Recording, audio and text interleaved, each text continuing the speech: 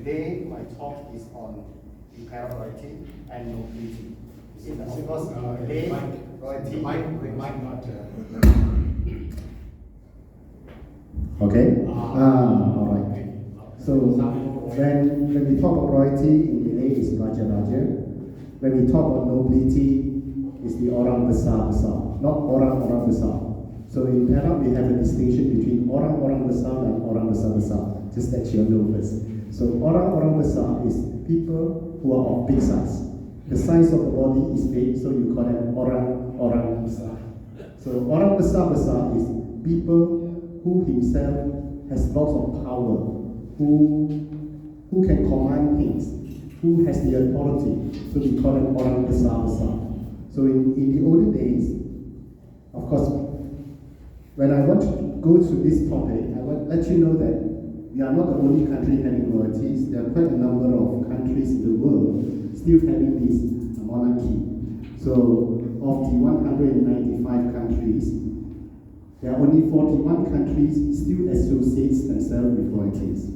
And then, of course, if you look at Malaysia, we have 9 sultans, and among the sultans, we even elect a king known as the Young Tuan Agong. Now, in my slides, of course, I mentioned all the others monarchies.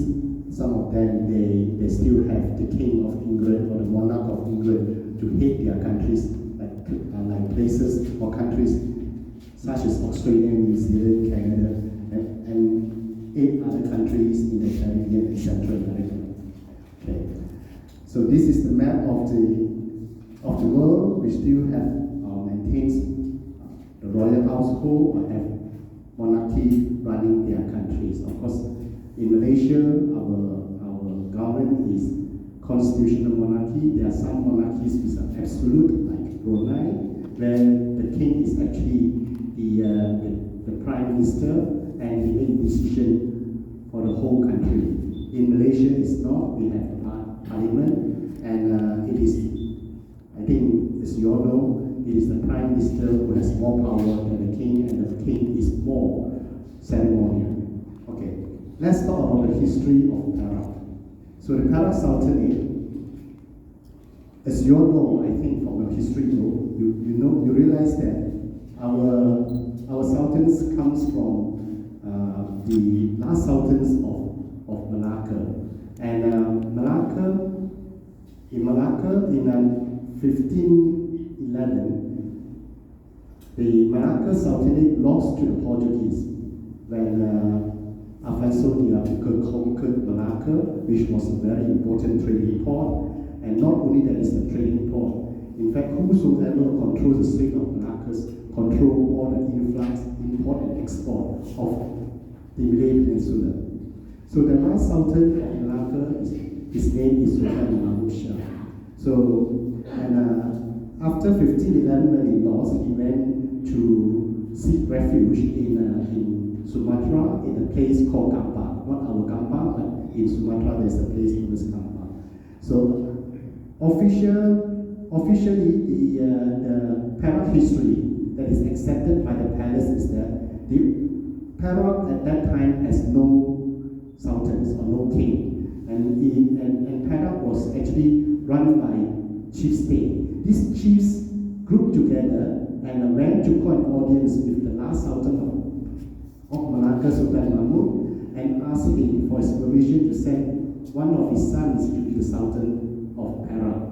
And he agrees with the thought that if he sends a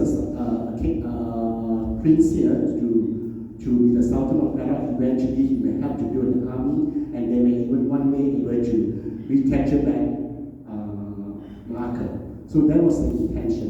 And of course, according to the palace source, is that Sultan Mustafa Shah sailed across the streets of Malacca, and his barge got stuck by the sandbar, and he was claiming that he is a king, older than the real kings, and also even the what you call a spirit giant king. So, and then because of his sway to the heavens, and his boat was able to set afloat and continue to sail down to the mouth of Perak River.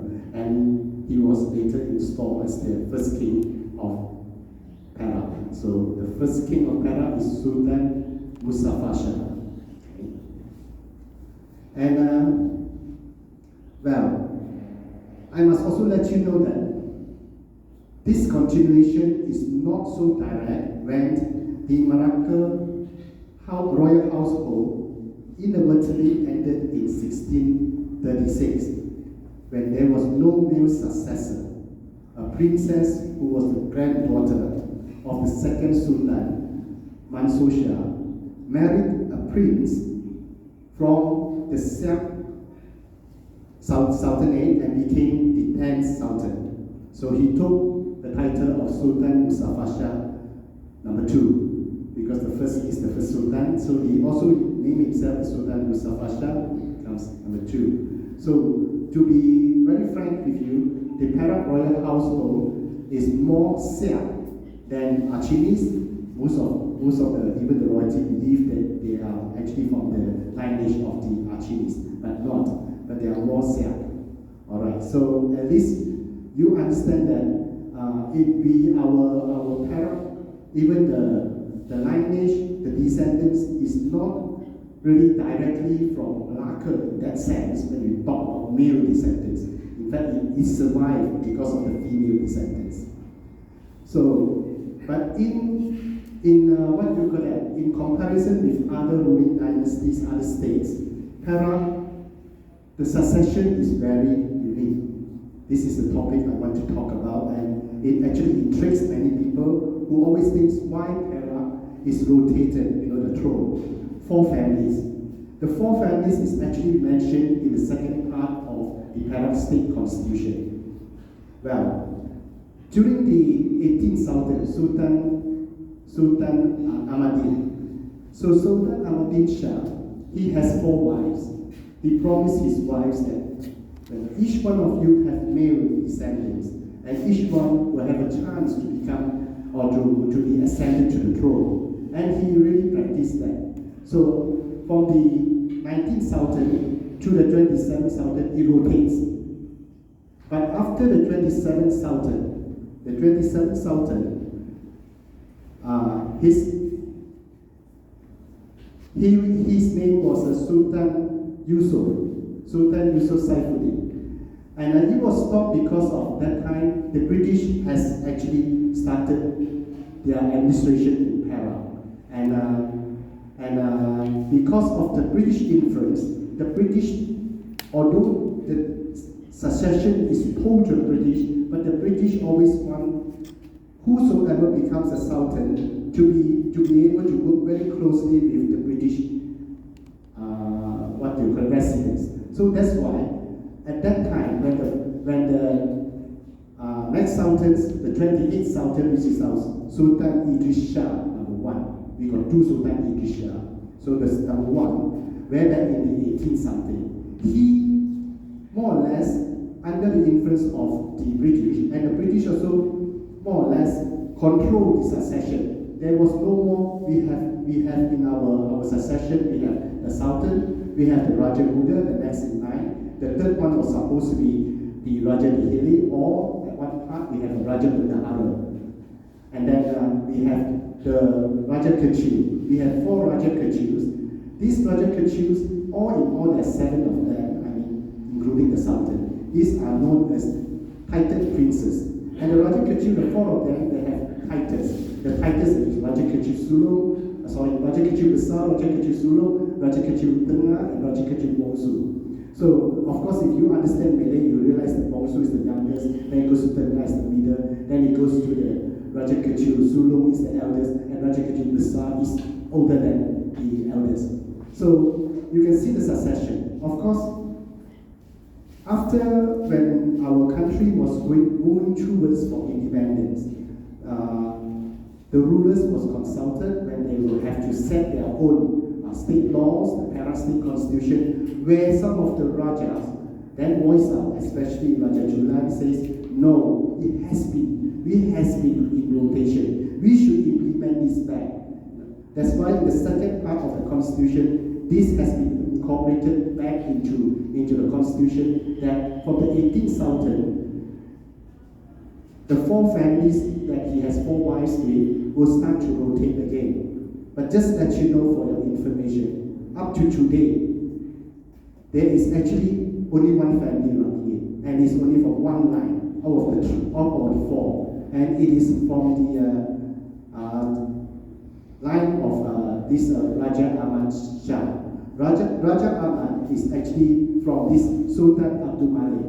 He is the Sultan's Ahmadin son. So it's only 1 line, only from the main first line. Now when we talk about, as you know, we talk about Sultan Nasri. Sultan Nasri, and then he's the Sultan. The Raja Muda, Raja Jafar. Raja Jafar, if you go back upwards, he will come back to his great ancestor or his great grandfather is still his Sultan Abdullah. So it's only from 1 family. Although it's split down, just like in root system, you know, you split more and more.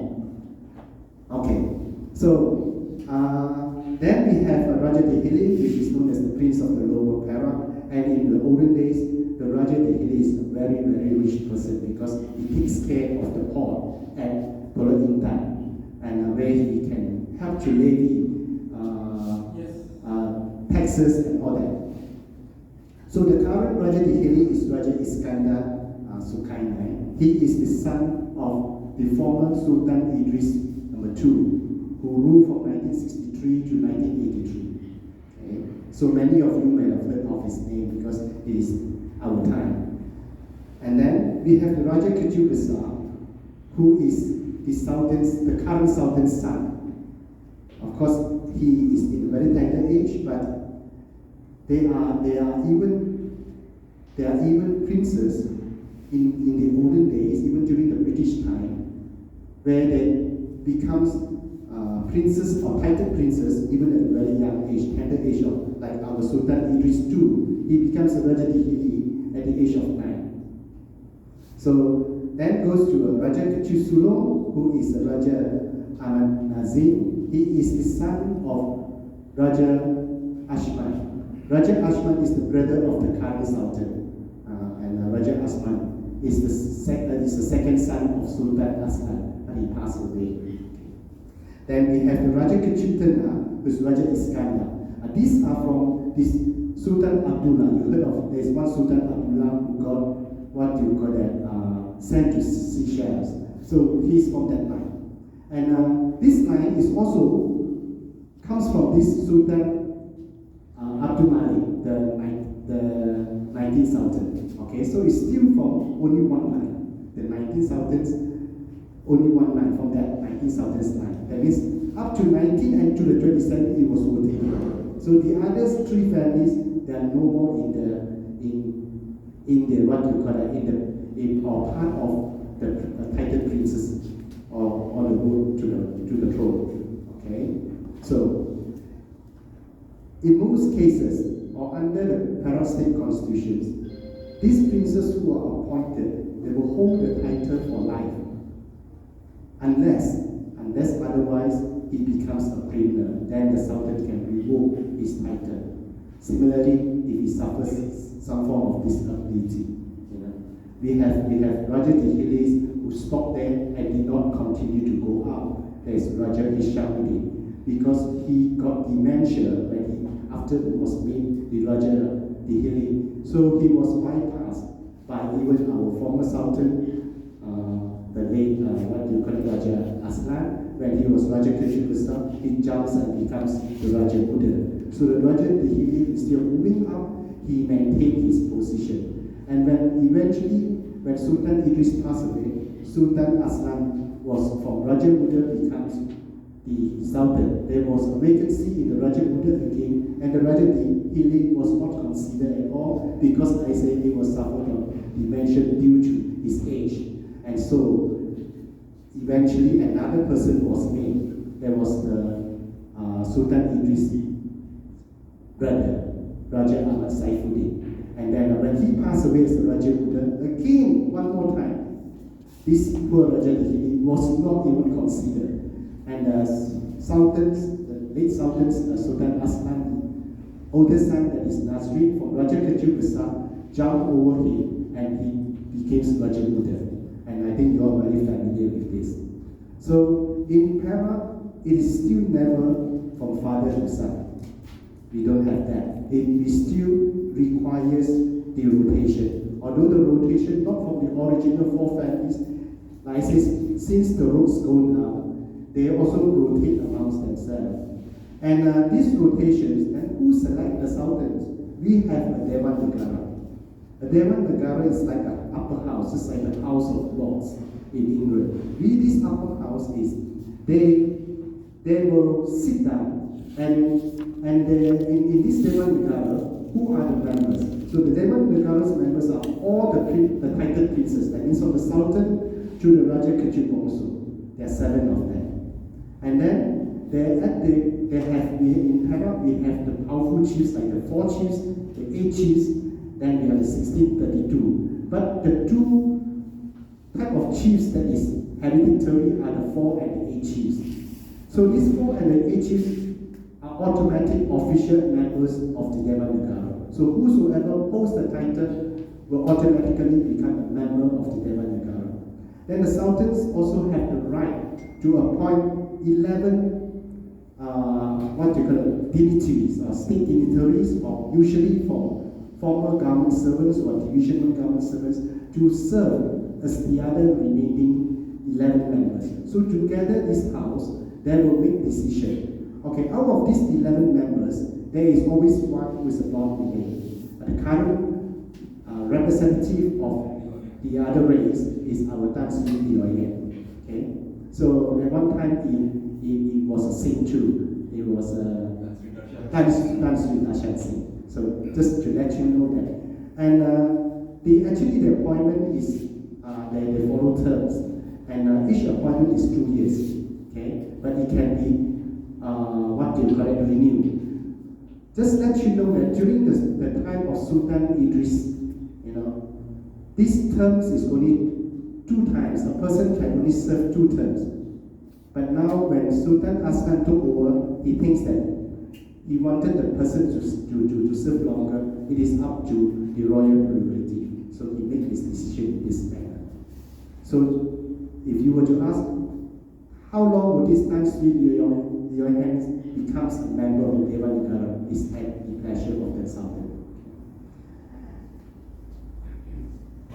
Okay, this is our Sultan and the wife.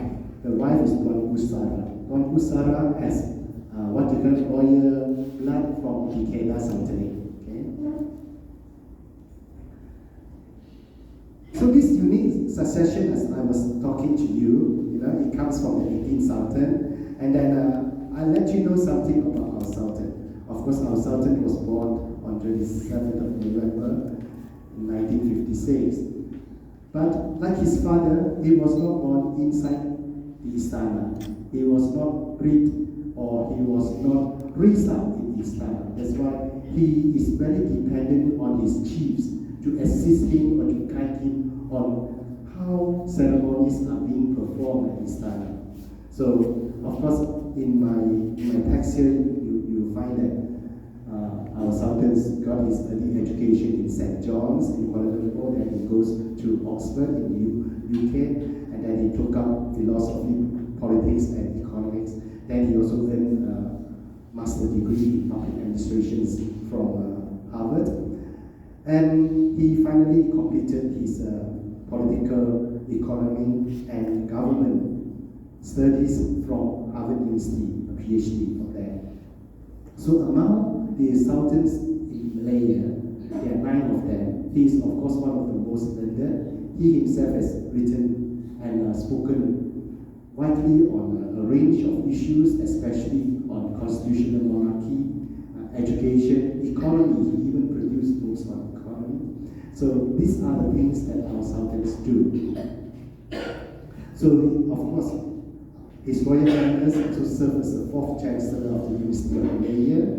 He took over from his father, and when his father was the chancellor, he was a pro-chancellor, and then he was also a special envoy for interfaith and inter-civilizational dialogue, and co-chairman of the United Nations Panel for Humanitarian Financing in 2016. So, as the Sultan of Perak, he is the Colonel-in-Chief of the Royal Engineers Regiment and also the Royal Medical Corps of the Malaysian Armed Forces.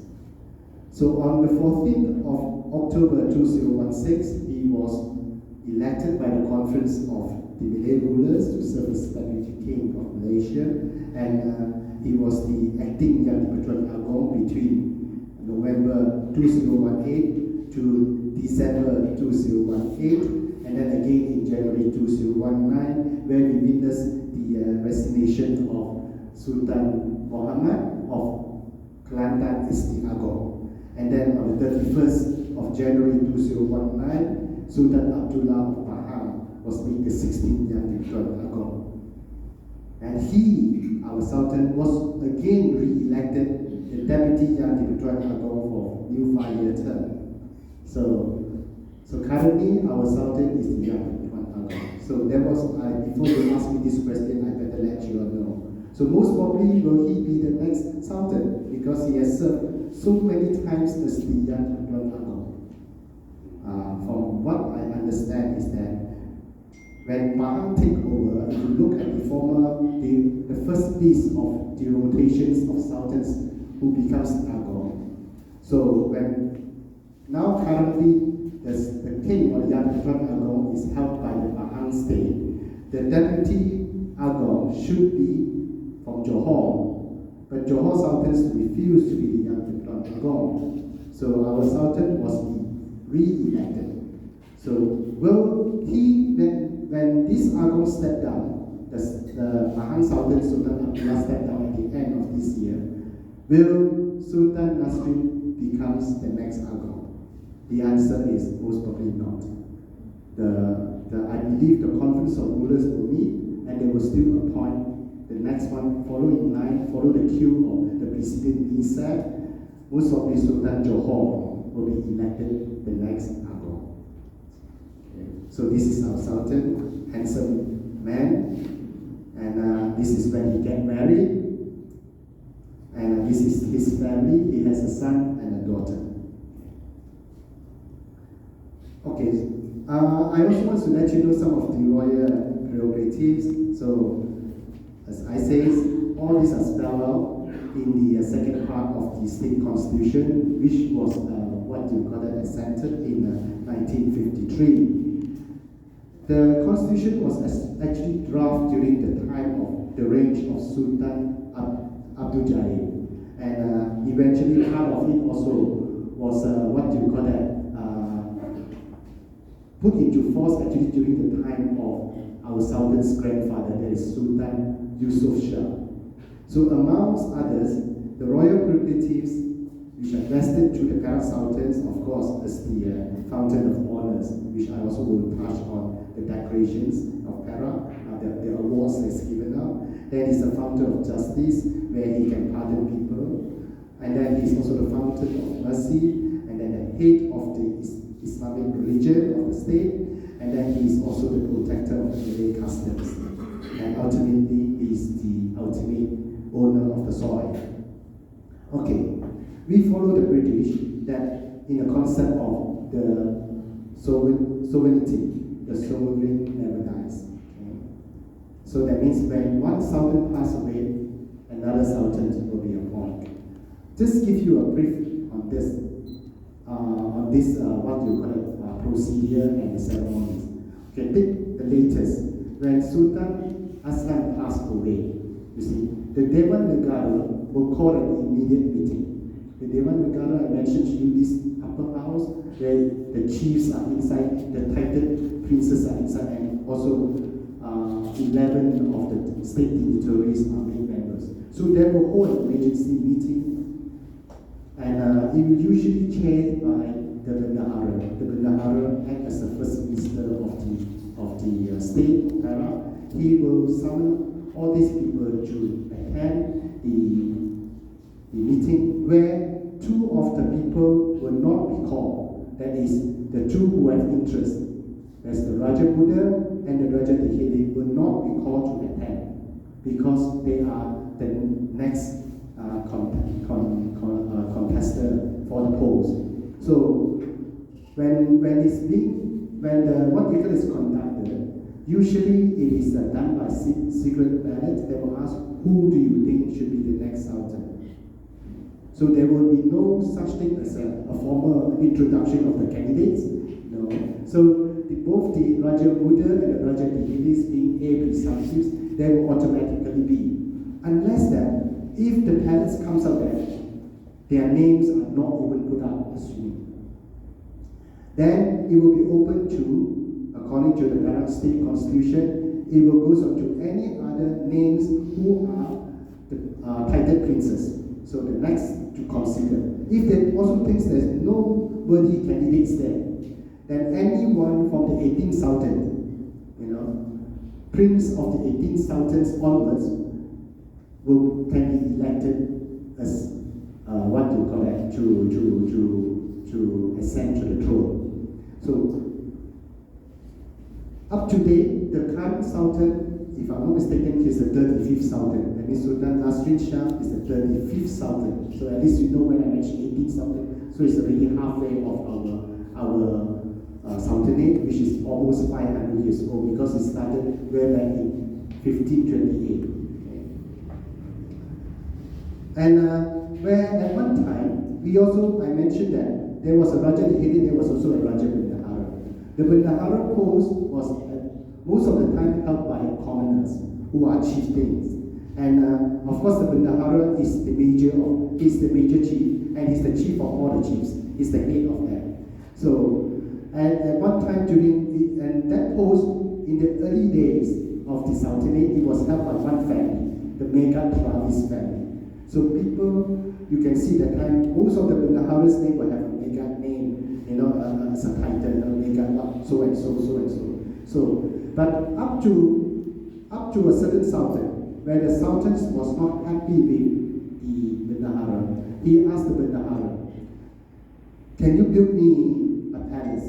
I want the palace to be in an island along the Perak River, and it has been done within these few months.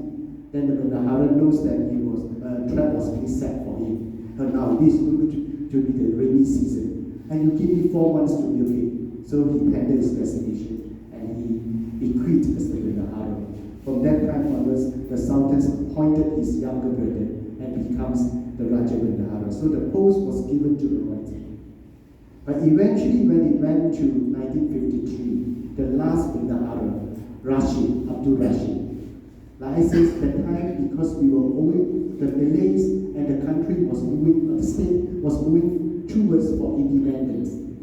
So the British has been asking each state to put up their own constitution. And the chiefs and the royalties meet and says, why don't we bring back our former practices? Things that we have been doing from the first Sultanate. That's why it implements back the unique succession of the 4 families, and also they also endorse who are all these Orang Besar. That's why you can see the titles of the Orang Besar, especially the 4 and the 8 chiefs, which are hereditary. You can find them all inside the second part of the state constitution. So in 1953, when the last Bendahara passed away, Abdul Rashid, Sultan, if I'm not mistaken, Sultan Yusuf says, we will now transfer it back to the, to the commoner. So it becomes a commoner title again, and the first person he appointed to be the Bendahara then was C.M. Yusuf. That's who C.M. Yusuf. At that juncture also, he was the Speaker of the Parliament, the House of Parliament, the lower house.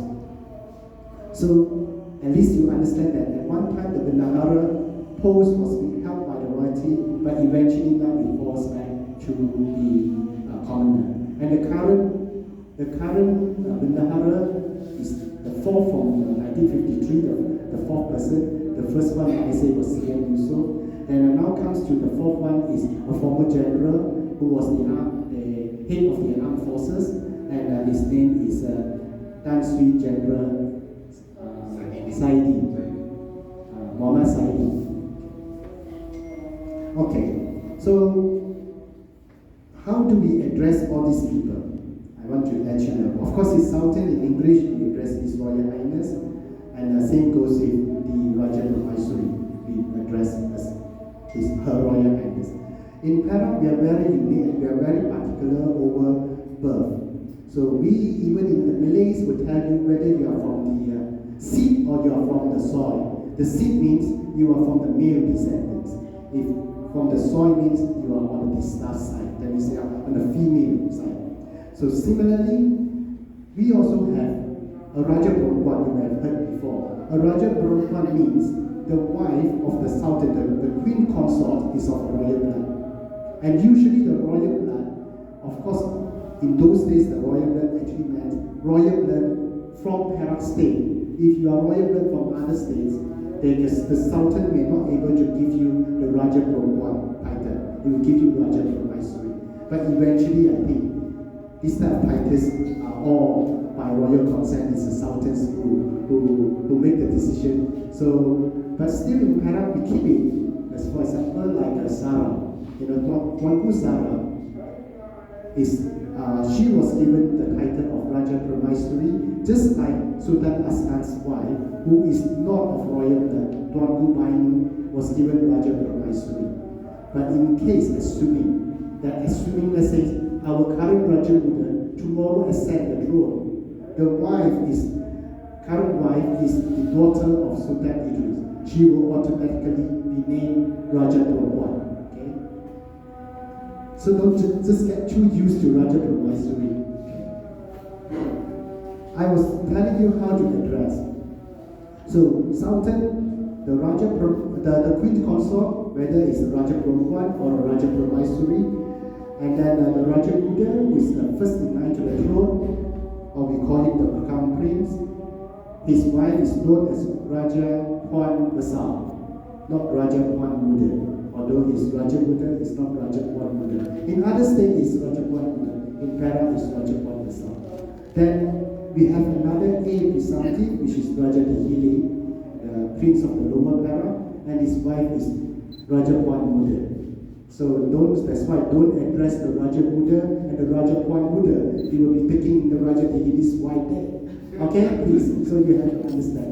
And to these people, all of these 6 persons, we call them His Royal Highness or Her Royal Highness, and we sembah.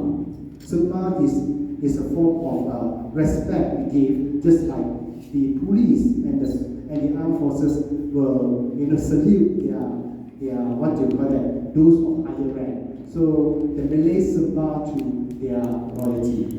And the sembah is done, of course, for the Sultan, is up to your forehead. And then it's very easy. You just fold all your fingers together, push the thumb backwards, the other remain fold, and just put on top of your forehead. Never bow your forehead, just up. Okay, that's for the Sultan and the Queen Consort. For the Raja Buddha, it's a bit lower, it's up to the nose. Same goes with the wife, also up to the nose. And for the Raja Dihili, is up to actually your cheek. Okay? So at least you know. But there are questions maybe will ask, what happens if 3 of them walk together, especially in the palace? Who do we sembah? You will we follow the British style. The highest will get the sembah. That means we only sembah to the Sultan. You don't need to sembah, when the Raja Buddha eventually pass and even the Raja Dihili. But in Perak Palace, it is quite common for people to continue to do the sembah. Okay, it's quite common. It is not wrong to do that. I just have to let you know. When in speech, the Malays speak to their Sultan, we don't always call them His Royal Highness or Your Royal Highness. We call them Tuanku. So all 6 of them, we call them Tuanku.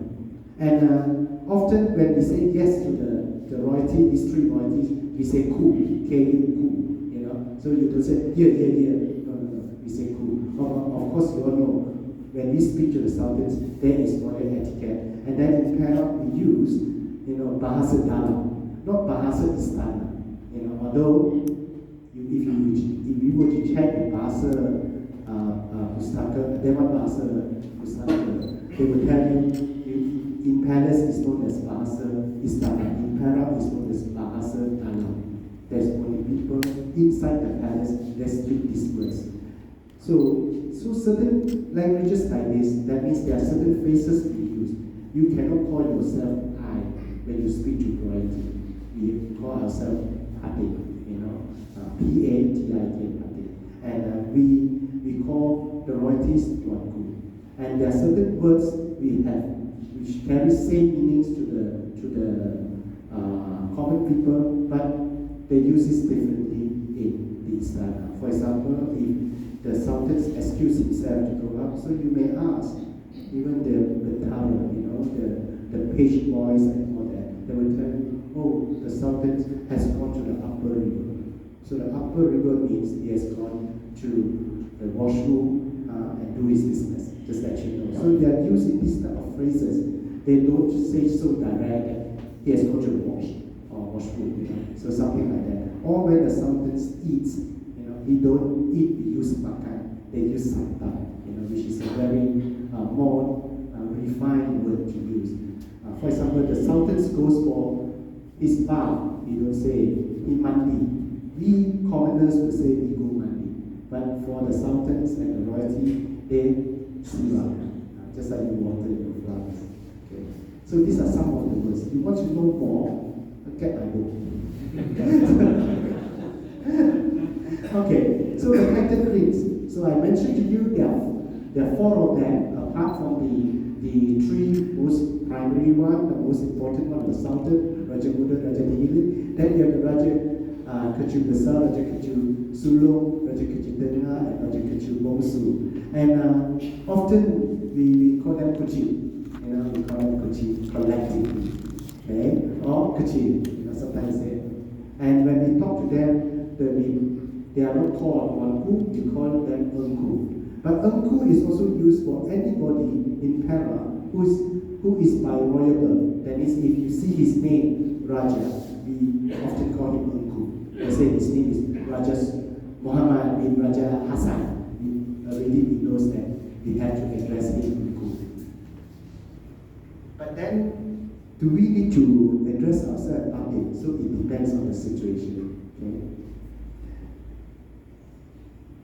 Okay, then these titled princes, apart from their being members of the Dewan Negara, they also, under the second part of the constitution of Perak, they can be appointed as territorial chiefs.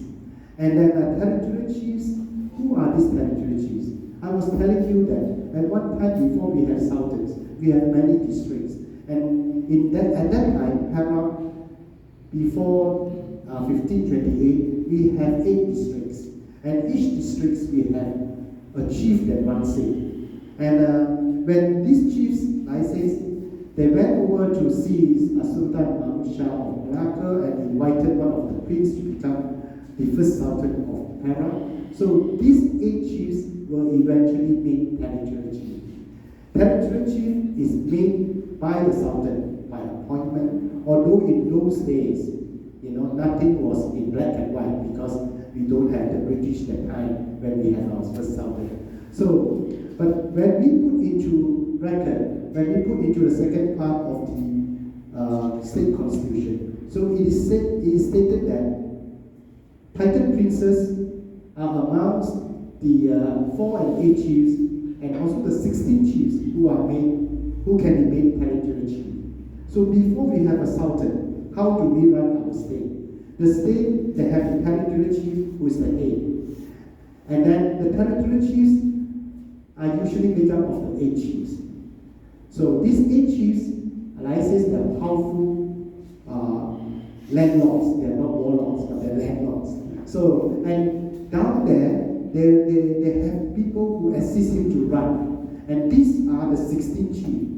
And the 16 chiefs are just like now what we call Penghulu. And then we have 32 chiefs.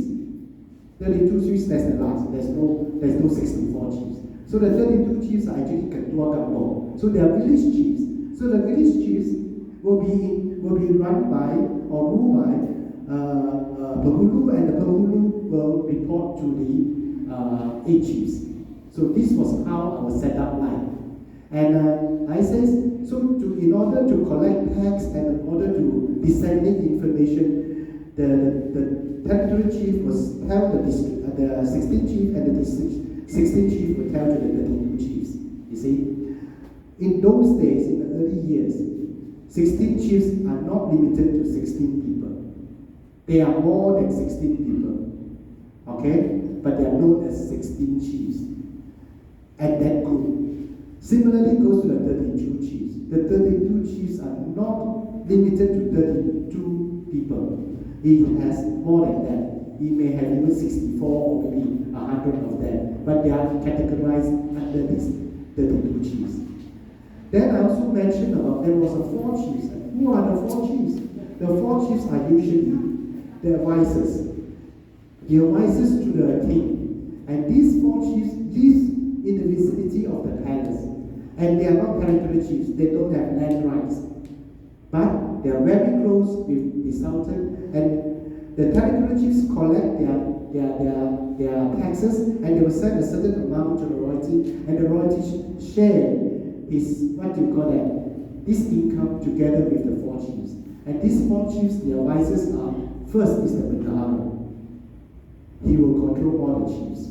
The second one is the Orang Kaya Besar. The Orang Kaya Besar is like the state financial officer. He will run the finances of the sultans and the 4 chiefs. You know, he runs the royal households.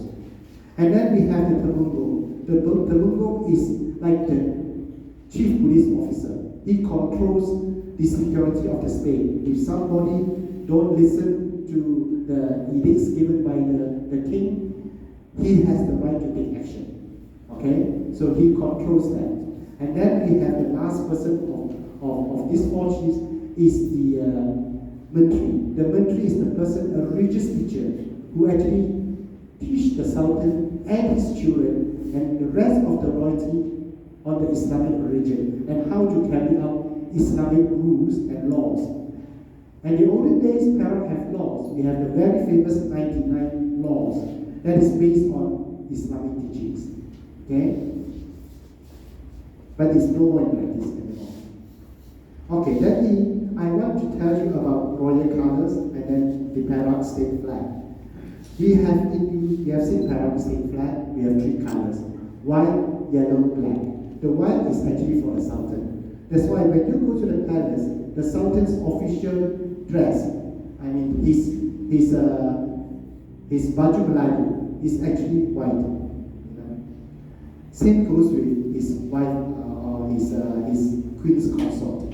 Similarly, goes to the Raja Muda. The Raja Muda is yellow, and the Raja Muda's consort follow him wearing yellow, and black is Raja Muda. And also, he goes in the palace, he wears black together with his consort. But we men, commoners, also wear black in his style. The only difference between the Raja Muda's, Baju Melayu and the commoner is that the Raja Nihilis, he can have his Malay dress in silk and also benda emas, whereas we cannot. We must be plain black, okay? So at least you know that. And when we are called to the palace, especially when there is a ceremony going on, the way for normal people, of course, you know, if you are Malay, you wear black, and you wear a tegolo. Tegolo is a headgear. Okay? So Perak now has a standard headgear, which is similar. Everyone wear the same one, similar to the Sultan. And last time, in the olden days, we have numerous way of holding the headgear. Okay, then the official colors of royalty is purple. Then one person actually asked me how purple comes about. It was actually taken during the time of Sultan Iskandar Shah. When he met a Christian priest, he says, "Why do you wear purple?" He says, "We Roman Catholic wear purple, and that is our official color." Oh, then my sons can wear purple. He says. So he started like that. That was the story. How true I know. So So in the palace, when you're asked to go to the palace for an audience or to go to receive an award or even to witness a ceremony, you can not wear colors like pure white, yellow, or purple. Then you can wear black. Remember, I told you that. So, but if you want to wear this type of colors, you must first get permission. And permission is only given by the Sultan, not another royalty. And for Malays, usually they wear a Chris. And that is also, the Chris is worn by, if you are Malay and you are titled, that means you must be a chief, then only you wear a Chris. Normal Malays don't put a Chris onto their, what do you call that, onto their Sultan. And of course, I said, ladies, you cannot wear materials that is too transparent or translucent, and also you cannot show any parts of your body. You know, you have to wear long sleeve and this cover up to your elbow, and it should be, if you are wearing an evening gown, it should be at least cover your knees. Midi is quite okay, but most of them usually goes down to their what do you call that, their hips, the ankle. So I don't see we have any problems on that. And like unlike in the what you call it, federal palace, people of their own culture, they can wear their own cultural dresses. It means a Chinese can wear cheongsam, or you have this keipo, and in Perak, we are not allowed. We are not allowed to wear that. So if you are not wearing the Malay costume, you can of course wear long suits with ties and all that. Okay. So this is the Perak flag. Okay, I've shown you what is sabah. So sabah is where how you put your hands close together as a respect to the Sultan, the Raja Muda, and also their consorts. So this is how it will be. For the Sultan on top, for the Raja Muda, and for the Raja Nobility, and their consorts, respectively. Okay, so apart from wearing headgears, which have to be tied with cloth, when we are ordinarily called to the istana to meet up with any royalty, such as the three most important one, that is the Sultan, the Raja Muda, the Raja Nobility, and their consort.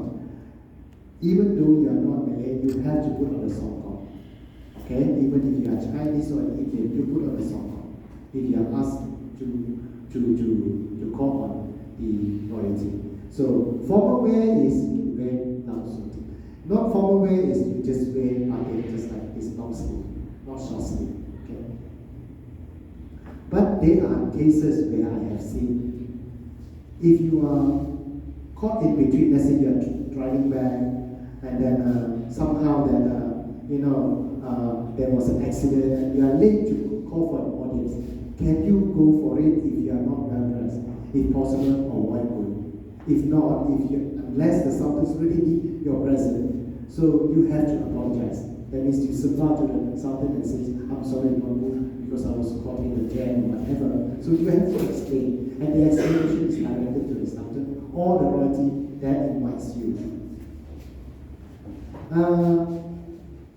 Okay, it is also part of official attire. If you are following the Sultans to the mosque, it has to be marginalized. You cannot wear long suit, even though you may say, well, it's a formal way, but for Malays, it is always marginalized. Same things goes if you are not Malay but you are Muslim and you want to receive the Sultan at the mosque or you want to see the royalty at the mosque, you have to wear baju Melayu. That is with the songkok, baju Melayu, and samping.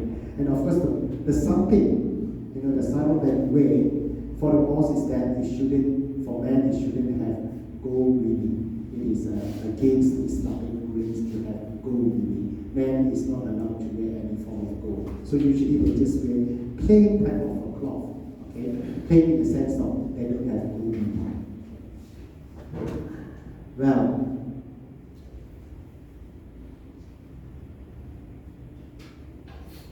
women dressing. Well, if you are invited to the palace, I say for ceremonies, or when you are going to receive an award, or even for the audience, women should best to wear baju kebaya or baju kurung with selendang. Okay, we cannot have our own baju kebaya. The cutting is, of course, is longer, it's up to the knee, and it's not like some other state make it very short. Similarly goes with the baju kurung, which is usually longer than the knee.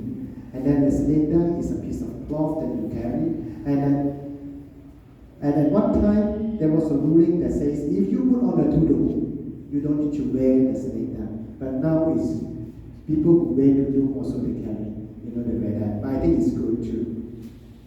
So we should separate the word selendang and tudung. It shouldn't be one. Okay. So when women dressing, if you are not wearing what you call that baju kurung or baju what do you call that kebaya, if you are wearing maxi, so of course I say try to have it long sleeve and try not to reveal any part of your body in the sense of too shorts and all that. So and also try not to wear anything that is too translucent or transparent. Okay. So as usual, the colors that you are prohibited to wear, royal yellow, all form of white, then purple, and then in palace is that you cannot even wear dark green, which is reserved for the 4 chiefs, the navy blue, which is for the 8 chiefs, and then the grey and the light brown. Try to avoid that, unless you are part of their party. Okay. So this is palace attire, where the time most of them to put tudung. You can see the last one got a tudung. So you can see they do put on the selendang. Okay, you have known all about the royalties already. Let's go to the orang besar. So in Perak we have the nobility. That's why when we talk about the royal institution here, we talk about the royal and the noble institution. So I say we have already got the 4 chiefs I've mentioned to you. We have the bendahara, orang kaya besar, the temenggung, and the menteri. But through the years, some of these 4 chiefs has become hereditary chiefs. Somehow it's because some of the ancestors know how to lobby the sultan. I see that man or law money in other chiefs. I also want to be a hereditary chief. So eventually, because he's a favorite of the sultan, he was given the title. And he was given to become a hereditary chief. That's how it's like. Of course, now Perak don't have only 8 districts. We have now got 12 districts. So there are 12 hereditary chiefs. Okay. And for the 4 and the 8 chiefs, they are hereditary, except for 2 positions. In the 4 chiefs, the bendahara is not hereditary. That means he has no tukmuda. Similarly goes to the 8 chiefs. There is also one title, which is the Imam Badukut one, who is the religious chief. He don't have a tukmuda. Now, what is the tukmuda? The tukmuda is an A. I told you this 8 and 4 and the 8 chiefs are hereditary. That means just like the royalty, you have the sultan, you have the Raja Muda. They have the person who is holding the title, the 4 or the 8 chiefs title, and they have a tukmuda, a tabuk muda, who will be an A to this position. Usually when he pass off, the A will automatically goes up. But here, like I says, the automatic here is not as per se as automatic, because we have the Dewa Negara that will sit at meet, that will advise the sultan who the things should be accorded the full title. And hereditary in the sense that, let's say, okay, we take one, temenggung is a title. Hereditary means it must be from the family of the temenggungs. And in most cases, it is on the male side. In most of the families on the male side, except in the recent years, our sultan seems to favor those even on the staff side. So this is how it is hereditary. That means if you are from the family of Panglima Kita, so it is only Panglima Kita who will get it. You won't be from another title, you will apply for this. Okay? So, and their wives, the 4 and the 8 chiefs' wives are known as Popoi. Okay? And when you get a title, you have to go through a certain ceremony, where the sultans will, something like a knighthood, they give you an accolade which you are allowed to display in your office or in your house to say that you carry the title, and the same allocate is given to your wife. A wife will notice the what you call that, the top one of that title. Okay, the titles are actually very long, and the Perak titles is actually an infusion of the Chinese title and some old Perak titles. That means, like, for example, I give you an example of like Temenggung. You will hear that orang kaya Temenggung Patuka Tuan, Patuka Raja, sorry. So, orang kaya itself is a title, and it is a title amongst the Malays all in Nusantara. You can hear orang kaya kaya.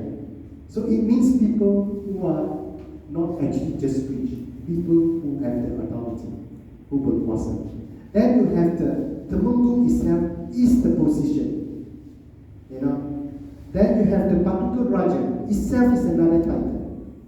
So it's actually an infusion of three that consolidate into orang kaya Temenggung Patuka Raja.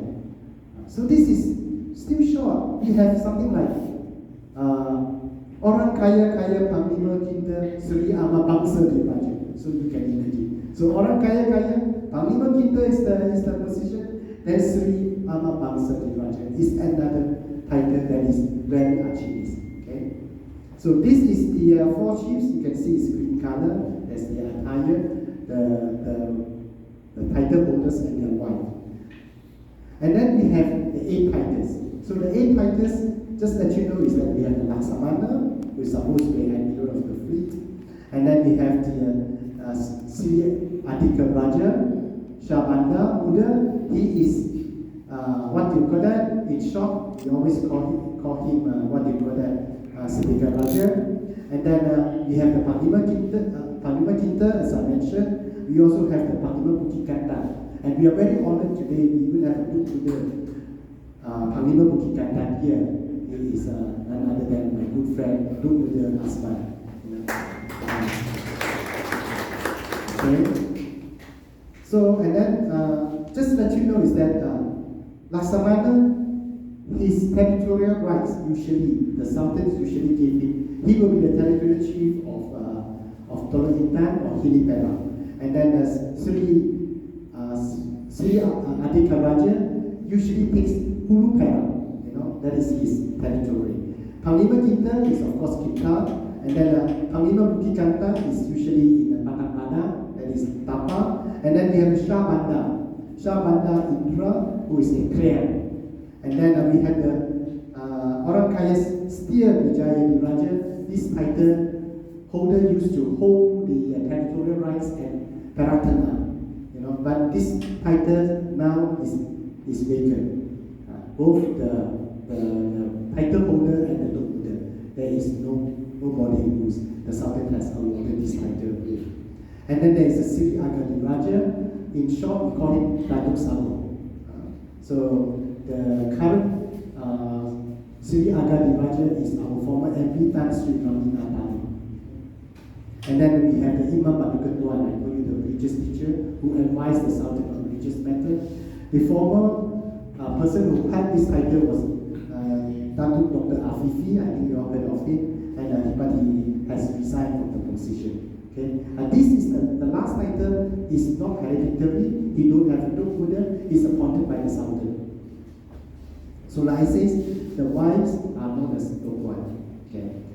But just let you know, just now I mentioned that why our Sultan never reappoint people to fill up the Datuk Setia Diraja title. So this title, just like the Datuk Sago, the one is held by our Tan Sri Ramli, were actually titles that in those days the person who holds the titles were involved in the killing of birds. So the British abolished these two titles, Maharaja Rela and Datuk Sago. But since we are now independent, we don't need to look at the British. So our Sultan, the late Sultan, was of the opinion, why don't we revive the two old titles?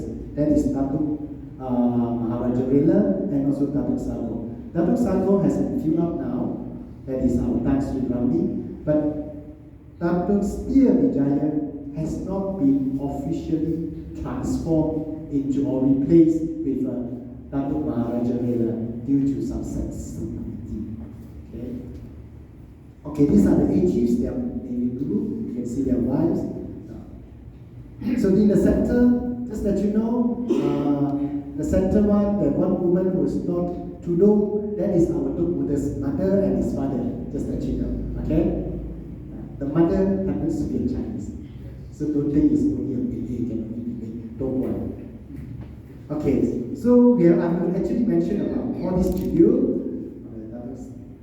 So I also mentioned about this planetary chiefs. In Malay, is known as Orang Beserta Jahat. And now the modern function of the Orang Beserta Jahat is, especially if you are involved in NGOs and you don't know how to organize a function where you want to get hold of the Sultan or the Raja Buddha, Raja Dihilin, or their consort, or 3 of them, or separately each of the couples. You can approach the planetary chief, go to the Raja, goes to the Orang Besar office, and ask him how he can assist you to get a date, or how the function should, or how you should write a letter to invite the Sultan to grace your occasion. Okay? So if you are jammed or you don't know what to do, if you are a head of an NGO, you want to get the Sultan to officiate, let's say, your ceremony, go and seek help from the Orang Besar Jajahan, there's the planetary chief. His office will be there to facilitate and help you to get the things done. Alright. I think this also I have gone through. So I also told you about how we have run the states. And then each territory chief, they are although symbolic, but they are very influential because they follow the Sultan here and there. They are the chiefs chief state in attendance when the royalty, grace functions at his district level, and also he will also these territory chiefs will also teach you what to wear, not only how to organize your function, how you should get the program of the function, the protocol, the precedent. He will teach you everything. So rest assured that if you are not sure of how to organize your event, please go to look for the Orang Besar Jajahan. Okay, then the territory chief have also other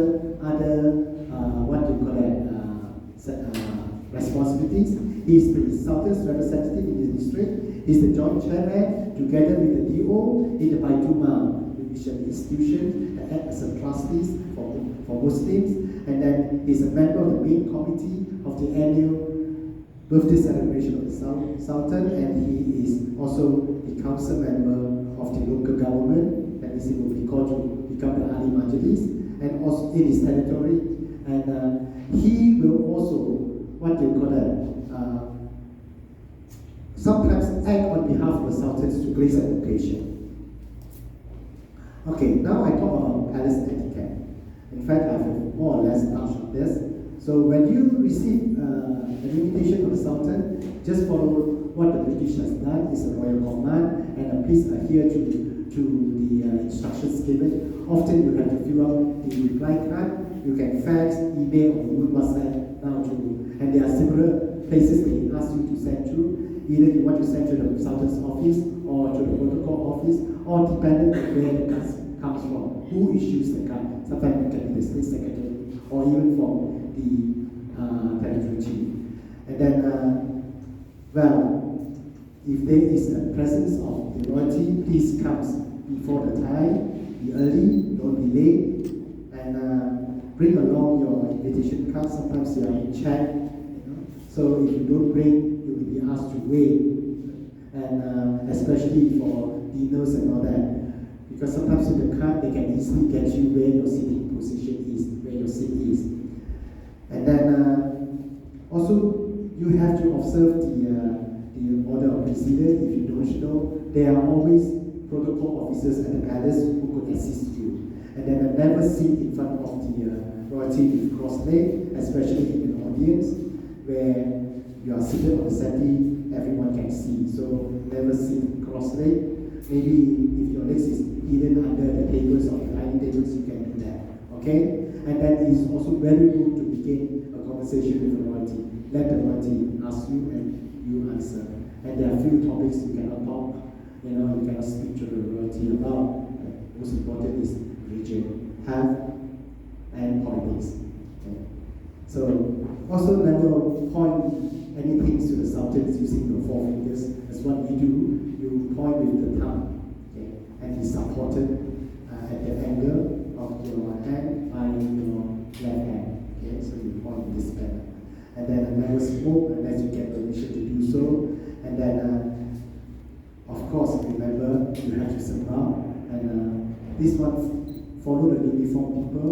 If you were to leave the dining hall, you stand up, you sembah first, face the sultan, sembah him, and then you walk to the door, you sembah before you go out the door. If you are going to east or south, when you come back in, you face the sultan, you sembah at the door, and then you go to your seat. Before you sit down, you sembah, then you sit down. Okay? Similarly, if you have been in a uniform group, you realize that you dump it most of the time to your superior when you go out. Same procedure. Okay, I also want to tell you that if you want to present a gift to the royalty, it has to be wrapped in yellow to any of the royalty, whether it's to the Sultan, Raja Muda, or Raja Dihili, or to their wives. It has to be wrapped in a royal cloth or royal paper. Unless he knows you very well, then you don't need it. And when light refreshments are often served during an audience, and it is not good to actually touch those things. It's just for show. Very sad. And even sometimes the say, come have a drink, have some food.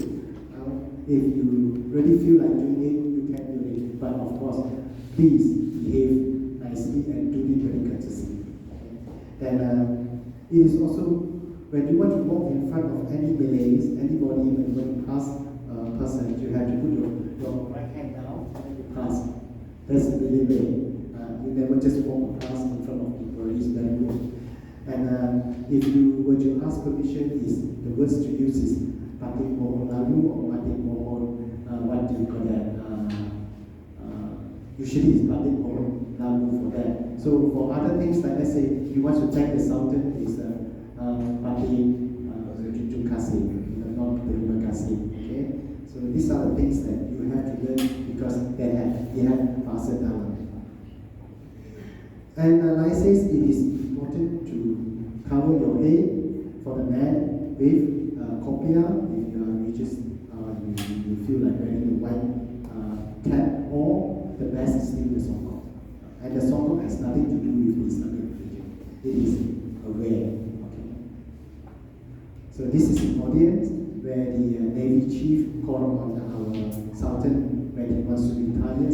And as you know, we follow the British a lot. Navy officers never put on a cap when they go to Adib the Sultan. Okay? Whereas it's different. If you are armed officers, you wear. Only Navy officers don't wear their cap.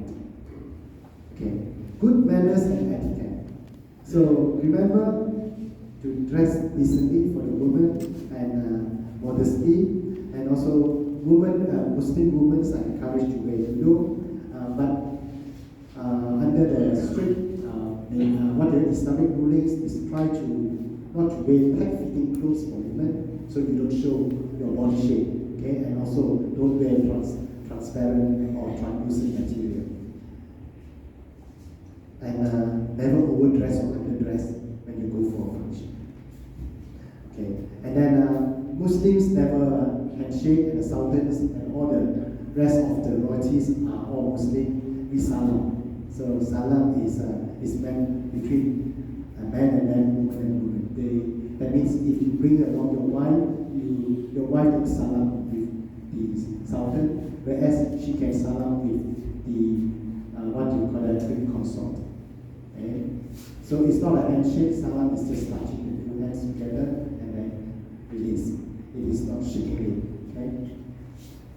And if in some functions where it is a public functions, where the sultans meet up with, let's say, an open house for Chinese New Year, don't go put your hands to the sultan. Instead, if the sultan wants to shake your hand, he puts his hand out. Never go, come, sultan, wait. Not to shake that, please. Understand that. So, for man who brings the sultan, for man who brings along his wife to attend an occasion, it's good manners to have your wife close to you, it is very good to leave the wife alone. Unless you yourself is a court official or you yourself is a chief, where both yourself and your wife knows the palace well and knows the environment well. Okay? So, and it's always customary for in the Malay customs is that the man walk first, not woman walk first. Although in English it says ladies and gentlemen, but for the Malays it's actually gentlemen and ladies. Okay? So this is a bit different from the European countries. So much so that if you are walking up the stairs, you walk first, not your wife walk first. But it will not happen in a European country. Similarly, if you were to go to an escalator, you walk in first as a man and not your wife walking. Okay? Well, this is how you are seated at dinners or luncheons. So sit properly, and then with your both hands resting on your thighs, never fold your arms in the air.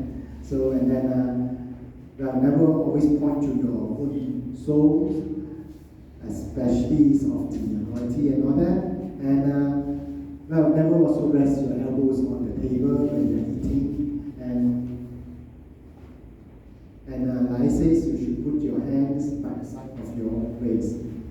And also never sit with your chin supported by your hand.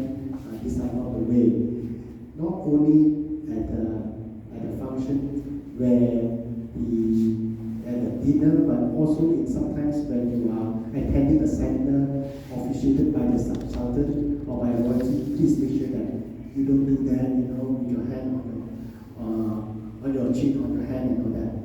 And also avoid talking amongst yourself as those, it's obvious when there is royal presence, don't do that. So you need to also, when approached by the Sultan or the royalty, you have to talk politely and softly. And then also during lunches and dinner, never leave food untouched. Even you don't eat if you are sensitive to the food. Let's say you cannot eat seafood. So when prawns are served on the plate, just toy with it. Don't just, I'm managing, don't touch, don't.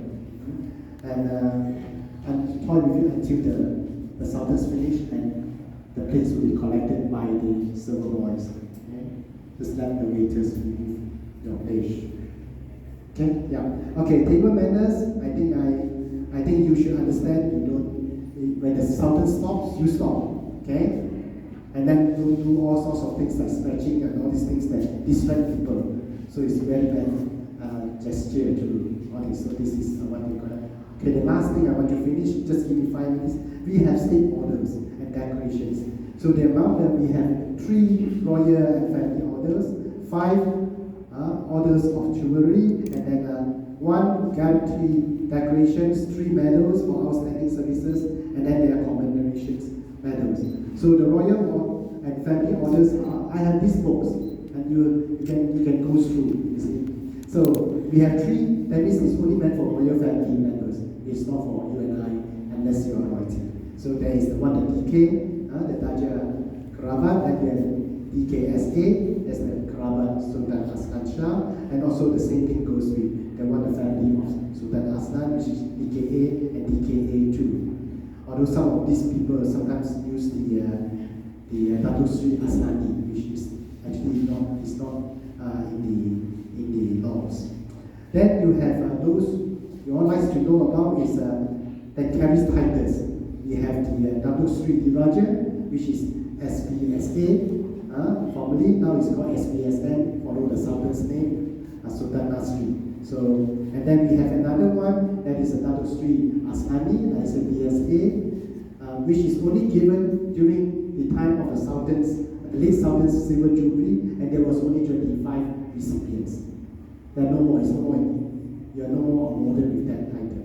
So then we have the 3 original titles where we have the SPCM, that is Chura Simanjakini, where the first class is known as Datuk Sri, the second class is Datuk, third and fourth class has no titles.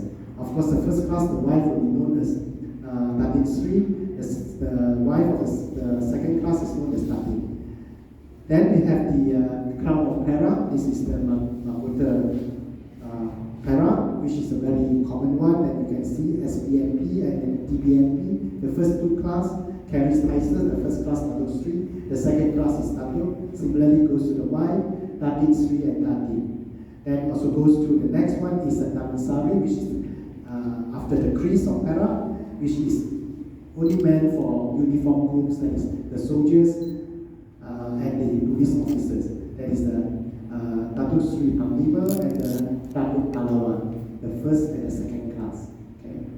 And the others, you have medals, we have PPT, we have JK, we have PLP for long service, so these are the things. So finally, I have all these books, one in English, one in Malay, and also one in both languages. So I think you all have got, I hope this information is good for you all, and if you have any question, I will be pleased to answer. Thank you very much for a very detailed description of the ethics, the decorations, and so on of Perak State. Could we allow 3 questions for you to time? Or can I start the ball rolling with the first question? People are saying outside, you give these decorations of Dato Sri and so on. Is it wiser to give these titles only after they have completed their service, rather than somebody who's 19 years old, 20 years old, 25 years old, becoming a Dato and a Dato Sri? Any comments on that? Would you like to comment on that? All right. Well, actually, for the first class and the second class and even third class, originally there were limitations. You know, the first, when it was first gazetted, we have only about 25 Datos Sri and 50 Datos only. So, but eventually, because population grows and it has become small. But unlike other states, Perak is now well controlled. Although Perak during Sultan Aslan Shah was the first state to start giving POs and all that. But then now, the current Sultans thinks that it needs to be treated. So people, they think is really deserving of this award will be awarded. That's why you can see in the recent years, the Datuk Sri, you can hardly have that in our list, the annual list. Similarly, the Datuk Sri, hardly more than 20. Okay? Thank you. Any other question? Yes, the famous MC of Perak and Malaysia. My name is Adib there. I'd like to ask why, please. My question is, I believe your late father, my good friend, Dr. Sri Jr. is the JP, Jaksa Pidana of the National Peace. Why was it discontinued or will he come back again? Okay, well, I just want to add one more thing to just now the question. In Perak, for the first class and the second class, the minimum age is 40 years old, actually. Yeah, there's a minimum age. Alright. At one time, the Perak state governments follow the British. We appoint JPs. It is not an award, it's an appointment by the Sultan, signed by the Sultan, executed by him. But at that time when they do it, they follow the British, thinking that they can become, these people who host the JP-ship can act as second-class magistrate and assist the lack of magistrate in those days. But eventually, the judiciary of Malaysia is so well employed, they are so well staffed that we have almost magistrates in almost, we are not lacking of it. In most of the districts where we have courts, where we have magistrates courts, there are already people there. So we don't need the JPs to assist. And also there are cases where some of the JPs are actually not well versed with the law too. So many states, including Perak, way back in the early 20s, they have already stopped appointments of JPs. So in Perak, we have already stopped, I think, since, if I'm not mistaken, 2006. If I'm not mistaken. Yeah, 2006. And then in Johor, and even in cases like Johor, and what do you call that, in Negeri Sembilan. When the JP council, they have a council for their own JP members. You must be appointed as a JP to join the council. They even group together, went to call on their sultans, of course in Negeri Sembilan, as known as Yang Tuan, and they surrender back their certificates. So they actually dissolve it. So the only state now actually appoints JP, there's only one left, Kelantan. The others no. Sabah was the second last to stop. I think Sabah stopped in, if I'm not mistaken, was 2013. Okay. Thank you. Yes. Yes. Yeah. Nombor satu, dalam kategori orang besar empat, ada apa nama ni, Menteri Pada Ketuan. Yeah. Pasal 8 ada Imam Pada Ketuan. Yeah. Apa perbezaan tugas mereka? Okay. Okay, soalan nombor 2, tadi ada sebut dari segi Dewan Negara akan bermesyuarat untuk memilih bakal sultan. Tapi ada segi ketentuan ni, mereka akan menentukan the worthiness of Raja Muda ataupun Raja Bilik untuk dilantik sebagai sultan. Boleh beritahu apa itu kriteria untuk that worthy of being a sultan? Kalau boleh share sikit lah. Alright.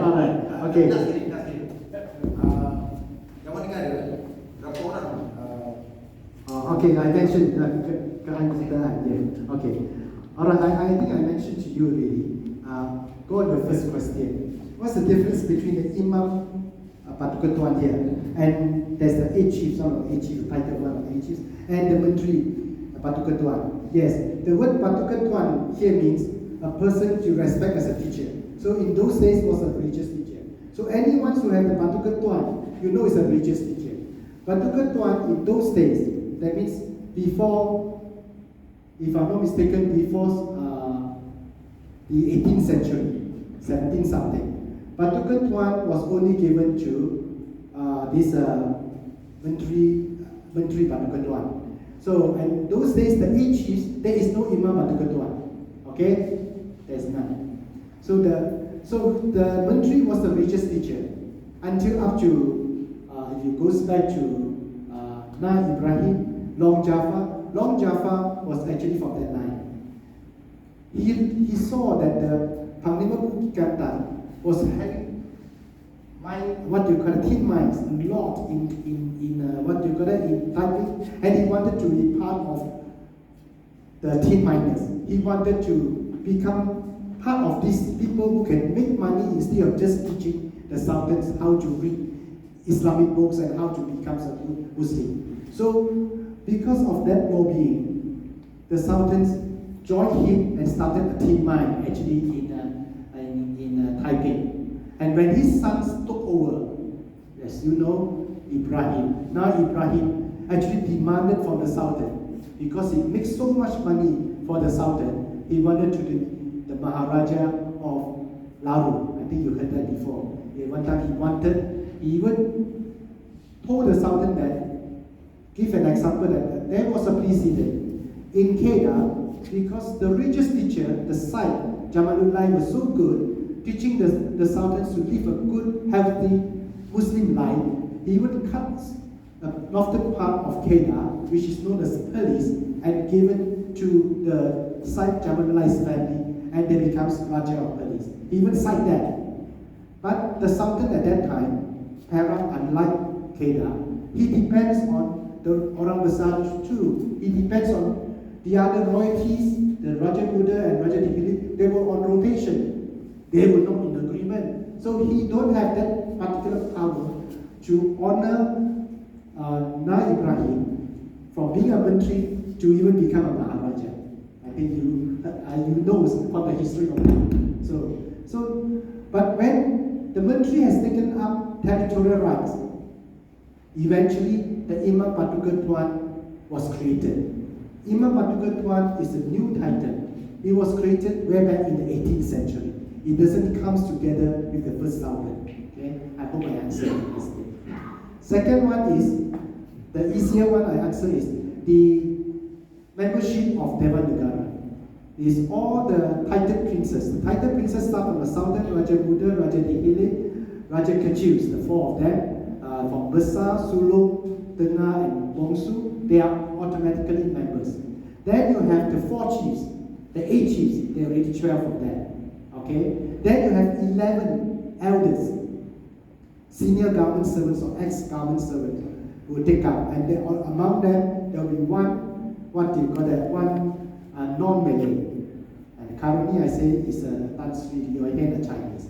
He has also been served by even a Sikh. Okay? So you can calculate. So that is the membership of Dewan Negara. Your question on The criteria. the criteria, what do they look for? Okay. If you look at the second part of the state constitution, it's spelled out. The most important is that it must be a Muslim. You see? It must be a Muslim and must have Imam Shafi'i. Okay? If you say, yeah, Imam Maliki, sorry, they will give you. Okay. So, but the thing is, apart from what is stated in the second part of the state constitution, there are new things that is injected by the late Sultan. So, new things to consider for a person, the character to be made a titled prince. That is the first, most important. He must be a good Muslim. Good in the sense that he is a practicing Muslim and has not committed any form of or breaking any of the religious rules. That means he don't go to mosque, he drinks, he do this, or he do something that against the Islamic rules. He, of course, must not be a criminal or be charged even as a criminal. Okay? So these are the two things. And the third thing is he must be educated. That's how. When there was a vacancy in Raja Kecil Besar during the late Sultan Aslan times, there was a vacancy in the Raja Kecil Besar. He put the name of, he put his own, candidate, Raja Nasri, his son. So his son not only qualifies as what's spelled out in the second part of Constitution, but with the injection of the three more conditions, automatically he's better than many. So he was made. He was appointed to be the Raja Kecil Besar. Okay? So you understand. Thank you very much. I think we bring it to a close because we'll go on and on for discussion. Now, I think we all appreciate the amount of history this gentleman has regarding Perak and the royalty and so on. It was a pleasure listening to you. Everything came out, not he didn't have to go and look into a book to come and give us the answers. It's so great.